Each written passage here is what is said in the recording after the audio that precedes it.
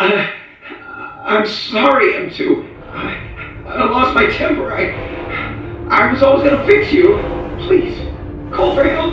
Oh, can't right now, buddy. We can do something fun tomorrow. I promise. There has been an unholy amount of lore that has been added to the Five Nights at Freddy's universe, with each new game adding more lore and creating more confusion and more questions. Today I'm going to talk about the story and tragedy of the creation of the Mimic and how this game affects the current timeline with the new lore we find. Now, before the game Secret of the Mimic was released, our knowledge of the Fnaf timeline that at the time was confirmed went as far back to William Afton and Henry Emily working together to start up the Fredbear's Pizzeria around the late 1970s. Fast forward some years and this happens, and this happens, and this happens. More waiting for you after the smoke clears. But fast forward about 40 to 50 years when Fredbear's first opened up, we get to Security Breach, and introduced in the DLC Ruin, we run into a new character called the Mimic, who is also very much implied to be the next William Afton or Big Bad of the FNAF universe. To the audience, this is the first time we find out about this character. However, if you're a heavy FNAF fan who reads the books, you would have read about the Mimic and his origin in the 6th book, Nexi, before the DLC Ruin was released. I will get to the Mimic's origins in a second, because I also wanted to talk about how the new game, Secret of the Mimic, isn't a sequel but a prequel to the FNAF franchise, and in my opinion I think that it is a good and necessary thing to introduce to the universe, because every new game that has come out after Freddy Fazbear's Pizzeria Simulator has made the lore more confusing with each new release, including the books. Secret of the Mimic might be the first game that doesn't affect the lore as much compared to the previous few titles that have been released. And I am not saying that it doesn't affect the lore, I'm just saying it doesn't create a whole new rabbit hole that theorists have to go down and try to piece together for the next 5 years, unlike some games.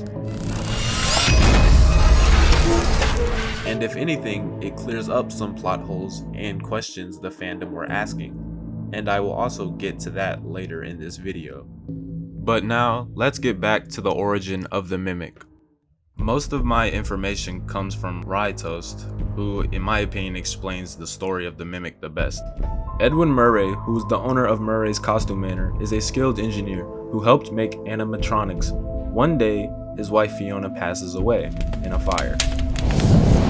And in his grieving moments, he decides to create the M1 endoskeleton, which replicates his wife Fiona's personality and voice. This endoskeleton was the first and only successful endoskeleton that could mimic another person. Sometime later, Edwin's son, David, dies, and in the same way he made an M1 endoskeleton of his dead wife, he creates another endoskeleton who copies David and is called M2. Fast forward some time, and Edwin sees M2 acting like his dead son, David, and this angers Edwin and causes him to attack M2 and destroy it. Kinda. Afterwards, a fire is started in Edwin's office, and Edwin is injured in the fire, but M2 is also there. And in one of the audio recordings near the end of the game, we can hear the exchange of Edwin and M2 after the fire happens. Journal entry. Too bad the new power test was a failure. Due to a minor detonation, there is damage to my office interior, as well as a small fire. Note to self, portable cleaner that gets rid of smoke damage. Or better yet, a Cleanovac attachment. Help! M2! Respond! Emergency! Call for help! Daddy's busy, buddy. Why don't you go outside and play?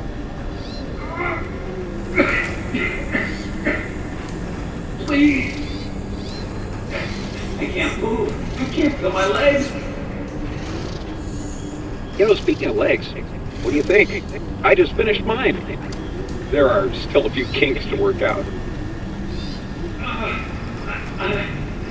I'm sorry, M2. I lost my temper. I was always gonna fix you. Please, call for help. M2, respond! Oh, can't right now, buddy. We can do something fun tomorrow. I promise. Ask your mom if she's not busy. M2, help!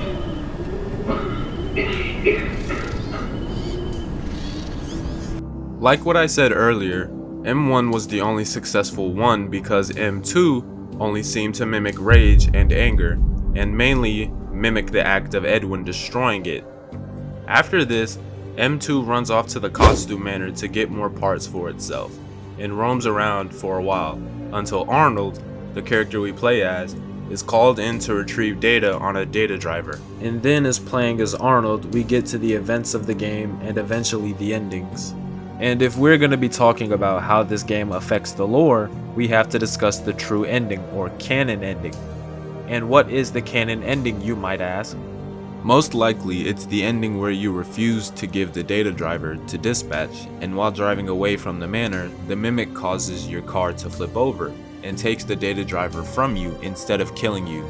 I think this is the canon ending because when we refuse to hand over the data driver, we ventured down into the depths of the manor, and eventually find out we were being tasked by Fiona, or F10N4, to get the data driver because she wanted us to convince Edwin to fix M2 so he would go back to being David, and she needed the data driver with the blueprints of the mimic so it could be done. And since the mimic took the data driver, we can assume that maybe the mimic doesn't want to be fixed, which explains why he still acts the way he does in Security Breach 50 years later. He never got fixed, he never went back to being like David. He's kept on killing. Now let's get back to how this affects the lore. I think this game does a good job of already establishing the lore we already know, while also introducing new characters.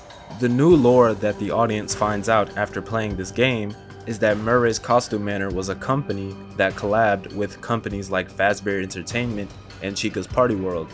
They made costumes for these companies for some time until what we can confirm the time was around after Edwin's wife Fiona died.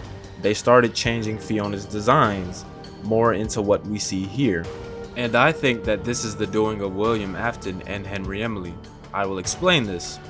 I think that William and Henry worked for Murray's Costume Manor while they were young, and I think that by the time Fiona died, they started intentionally making the designs they wanted, and eventually branched off into their own company.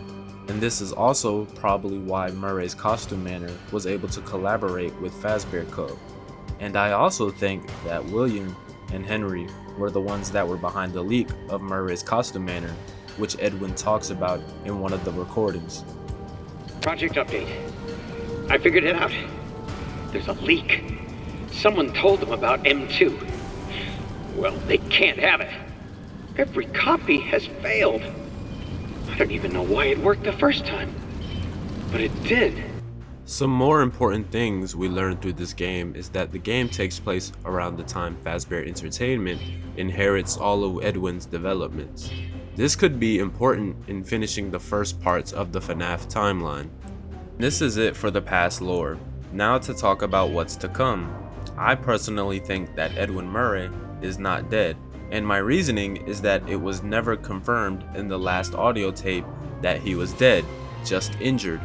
And also, why would F10N4 ask the player to convince Edwin to fix M2? Why would she still have hope that he's alive and able to fix M2?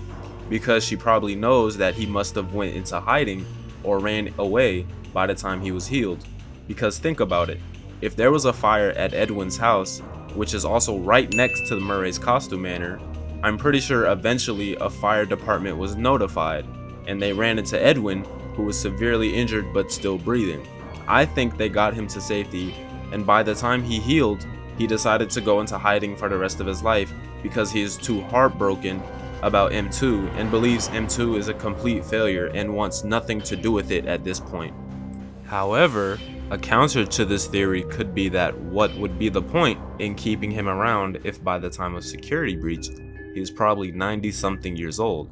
But one could also argue that he is still alive by the time of Secret of the Mimic, and he may have created a digital conscience of himself because that's a thing now in the FNAF universe that was introduced in Help Wanted, and he is a very smart person, so I'm sure he would have figured it out. So will we see or hear from Edwin Murray again? I think probably, because why else would they introduce a character that is very important to the origins of FNAF? With that being said, I will keep an eye out for more FNAF theories and most definitely the Secret of the Mimic DLC, which may probably tell us the fate of Edwin and more about the beginnings of William Afton and Henry Emily. Now before I end this video, I just want to clarify, in the first half of making this video I was sick for a couple days, and also this is my first time using Premiere Pro, so that's probably why my edits are a little clunky, so give me some slack guys. And I was trying to get it done before the 7-day free trial, so yeah. And if you enjoyed the video, please like and subscribe and leave a comment about what you think we'll see in the future of FNAF. Dog, this is scary. Why are they running after me?